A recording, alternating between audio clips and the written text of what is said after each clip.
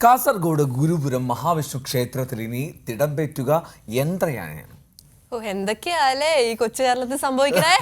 തിരുവോണ സമ്മാനമായി ഇത് ബോളിവുഡ് നടി റിച്ച ചദ്ദയാണ് ഗുരുപുരം അർജുനൻ എന്ന് പേരിട്ടിരിക്കുന്ന ഈ യന്ത്രയാനയെ ക്ഷേത്രത്തിൽ സമർപ്പിച്ചത്. ജില്ലയിൽ ആദ്യമായാണ് ഒരു യന്ത്രയാനയെ ക്ഷേത്രത്തിലേക്ക് സമർപ്പിക്കുന്നത്. കാസർഗോഡ് നിന്നും ഇതിന്റെ വിശേഷങ്ങളൊക്കെ ആയിട്ട് KV ബൈജു ഒരു റിപ്പോർട്ട് തയ്യാറാക്കിയിട്ടുണ്ട്. അത് കണ്ടിട്ടൊന്ന് വന്നാലോ.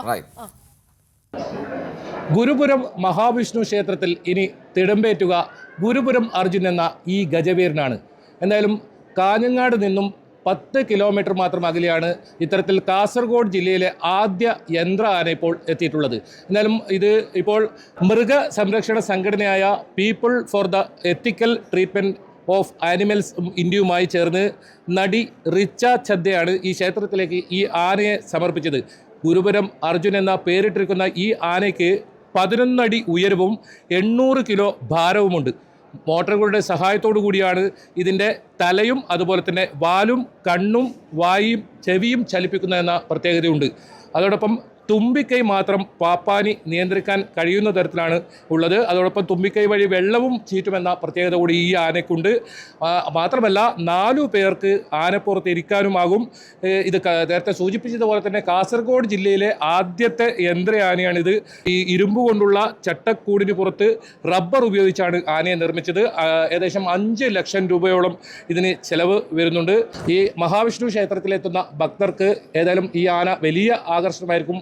മാത്രമല്ല കൂടുതൽ ആളുകൾ ക്ഷേത്രത്തിലേക്ക് എത്താനും ഇതുവഴി കഴിയുമെന്നാണ് ഈ ക്ഷേത്ര ഭാരവാഹികളും പ്രതീക്ഷിക്കുന്നത്. ഏതായാലും നമുക്ക് ഈ ആനയുടെ വിശേഷം ഈ ക്ഷേത്ര ഭാരവാഹികളിൽ തന്നെ നമുക്ക് അറിയാം. എന്താണ് ഇങ്ങനെ ഒരു യന്ത്ര ആനയെ ഇവിടെ കൊണ്ടുവരാനുള്ള ഒരു ആലോചന?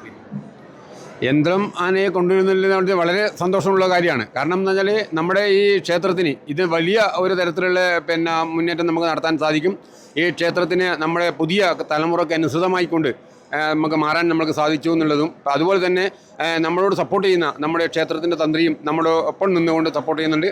അതേപോലെ തന്നെ ഇതിനെ സമർപ്പിച്ച സംഘടനയും വളരെയധികം നല്ല രീതിയിലുള്ള സംഘടനയോട് വളരെയധികം തീർത്താത്ത ഒരു നന്ദിയും കടപ്പാടും നമ്മുടെ ക്ഷേത്ര കമ്മിറ്റിക്കുണ്ട്. സ്വാഭാവികമായിട്ടും കാസർഗോഡ് ജില്ലയിലെ ആദ്യത്തെ ക്ഷേത്രത്തിലാണ് ഇങ്ങനൊരു ആന വരുന്നത്. ആന സ്വാഭാവികമായിട്ടുണ്ടാക്കുന്ന മതപ്പാടിൻ്റെയും പ്രശ്നങ്ങളൊക്കെ കാരണം ഉണ്ടാകുന്ന ഒരുപാട് പ്രശ്നങ്ങളുണ്ട്. അത് ആനയ്ക്കും ദോഷകരമായി ബാധിക്കുന്നു. പൊതുജനങ്ങളായിട്ട് വരുന്ന വിശ്വാസികൾക്ക് അത് വളരെയധികം ബുദ്ധിമുട്ട് അനുഭവിക്കുന്ന ഒരു അവസ്ഥയാണ് ഇന്നുള്ളത്. ക്ഷേത്രോത്സവ എഴുന്നള്ളത്തിനിടെ ആനകൾ വിരുണ്ടോടി അപകടമുണ്ടാകുന്നത് പതിവാണ്. ഇനി ഇത്തരത്തിലുള്ള ഒരു യന്ത്ര ആനയിലൂടെ ആ പ്രശ്നം പരിഹരിക്കാം. മാത്രമല്ല ഇത് ഒരു കൗതുക കാഴ്ച കൂടിയാണ്. ഏതായാലും കൂടുതൽ ആളുകൾ ക്ഷേത്രത്തിലേക്ക് എത്തുമെന്ന പ്രതീക്ഷ ഈ ഒരു ക്ഷേത്ര കമ്മിറ്റിക്കുണ്ട്.